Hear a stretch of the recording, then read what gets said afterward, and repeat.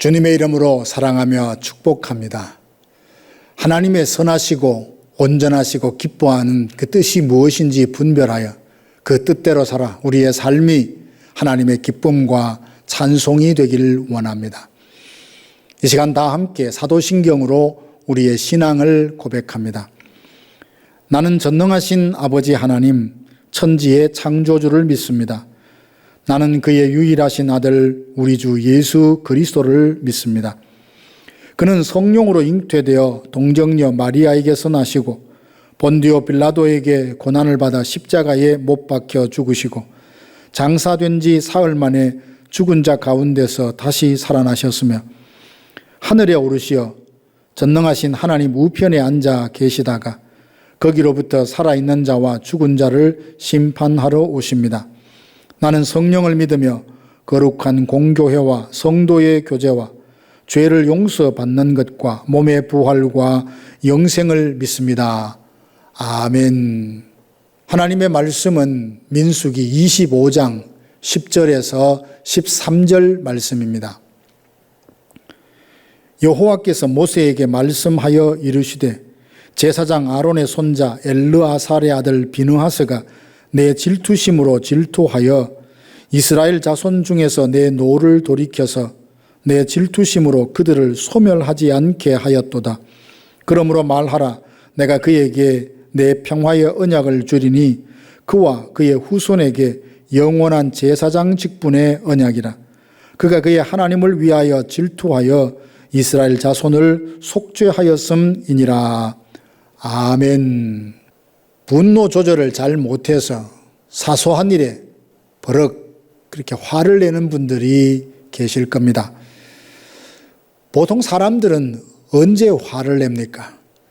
자기의 자존심이 상했을 때, 누군가로부터 거짓된 비방을 들었을 때, 불공평하고 불공정한 대우를 받았다 느낄 때 분노하지 않습니까?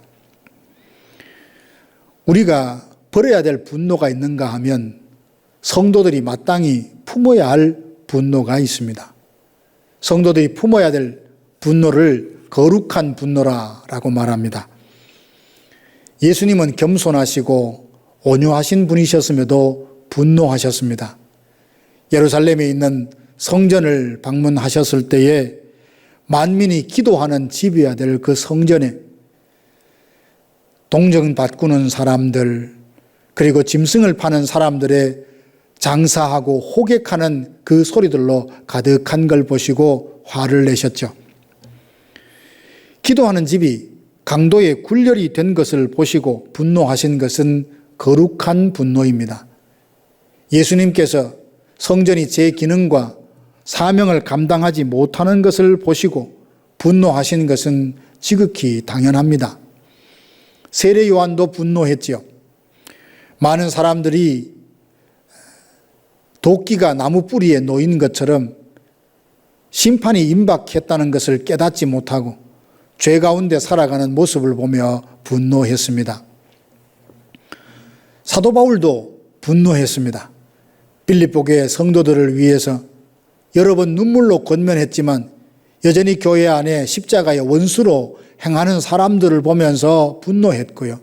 다른 복음을 전하며 믿음을 가진 성도들을 뒤흔드는 거짓 교사들을 보면서도 분노했습니다.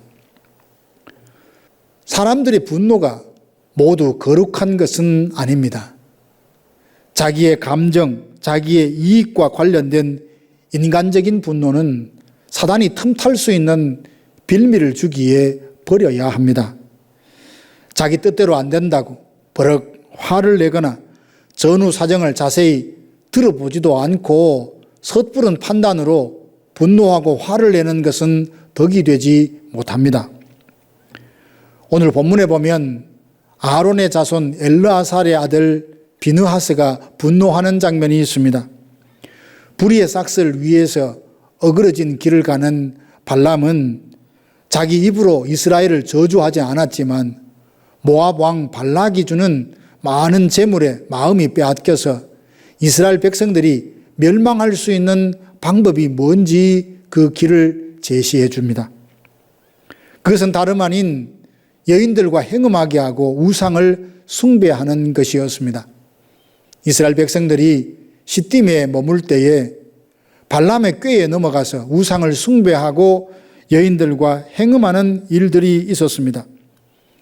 이 일은 일부 소수의 일탈이 아니라 이스라엘 백성 대부분이 우상 숭배와 음행의 죄와 연루가 되었습니다. 이를 통해 하나님은 크게 진노하시고 각 지파의 두령들을 잡아 그 목을 매달게 하시고 연병으로 인하여 2만 4천 명이 죽었습니다. 이에 백성들은 통곡하며 울기 시작합니다. 자신들의 죄를 돌아보며 눈물을 흘리고 많은 사람들이 죽어 슬픔에 젖어 옵니다. 그런데 이런 와중에 이스라엘 자손 중에 시므온 지파에 속한 시므리라는 자가 미디안 여인 고수비를 데리고 자기 장막에 들어가 행음을 합니다. 이때 음행에 빠진 시므리를 보고 분노한 사람이 있는데 그가 바로 비느하스였습니다.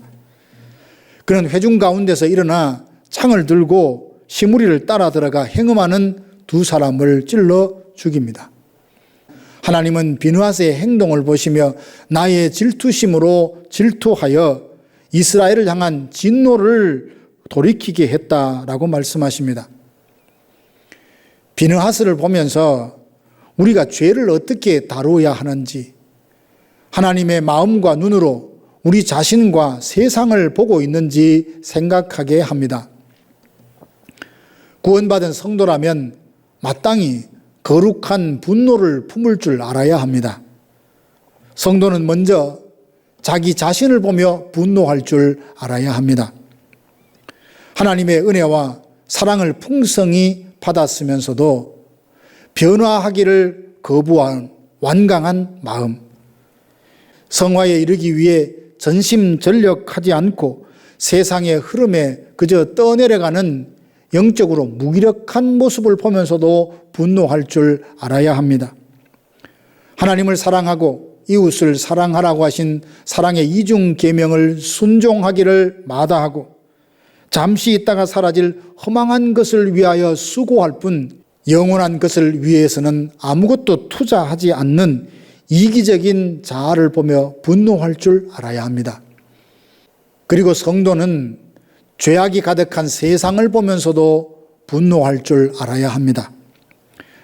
악한 영이 사람들로 하여금 그 마음을 혼미케 해서 복음을 믿지 못하도록 역사하는 것을 보면서도 분노할 줄 알아야 합니다. 이 땅의 많은 지상교회가 헤게모니에 빠져서 세상의 빛과 소금의 사명을 감당하지 못하는 모습을 보면서도 분노할 줄 알아야 합니다.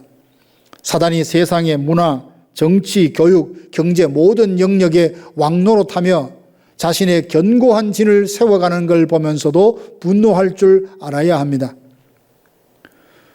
물론 우리가 거룩한 분노를 품어야 한다 해서 매사에 날선 반응을 보이며 신경질적으로 반응하라는 말씀이 아닙니다. 거룩한 분노를 가진 성도라면 마땅히 날마다 눈물로 기도할 것입니다. 사단과 죄는 미워하고 대적하지만 성도와 교회는 지극히 사랑합니다. 땅끝까지 이르러 주님의 복음이 증거되어서 하나님의 나라가 임하기를 사모하며 기도합니다. 자기가 가진 것을 후히 들여서 하나님의 뜻이 하늘에서 이룬 것처럼 땅에서도 이루어지기를 사모하며 살아갑니다. 사랑하는 성도 여러분, 하나님의 마음과 눈으로 자신과 세상을 보고 계십니까? 변화와 믿음의 성장이 더디고 말씀에 순종하기를 주저하는 자신의 모습을 보며 분노하고 죄악으로 가득한 세상을 보며 지상에 있는 많은 교회들이 빛과 소금의 역할을 감당하지 못하는 모습을 보고 성도들이 자신을 의의 병기로 하나님께 드리지 아니하고 불의의 병기로 죄에 드리는 모습을 보면서 분노할 줄 알아야 합니다. 죄에 대하여 세상에 대하여 거룩한 분노를 품고 하나님께서 이 땅을 회복해 주시도록 모든 사람들이 회개하고 주님께로 돌아와 거룩하신 하나님께 성령과 진리의 말씀 안에서 예배하는 참된 부흥이 이 땅에 임할 때까지 간절하게 기도하는 성도들이 되시기를 주님의 이름으로 축원합니다. 다 함께 기도하겠습니다. 지금은 우리 구주 예수 그리스도의 은혜와 하나님 아버지의 크고 놀라우신 사랑하심과 성령의 위로교통 감화 감동하심이 비느하스의 거룩한 분노를 보며 죄와 세상에 대해서 하나님의 말씀을 듣고 은혜를 누리지만 변화와 성장이 더딘 자신의 어리석음과 미련한 모습을 보며 거룩한 분노를 품고 회복과 부흥을 갈망하는 사랑하는 성도들 머리 위에 이제로부터 영원토록 함께 있을지어다. 아멘.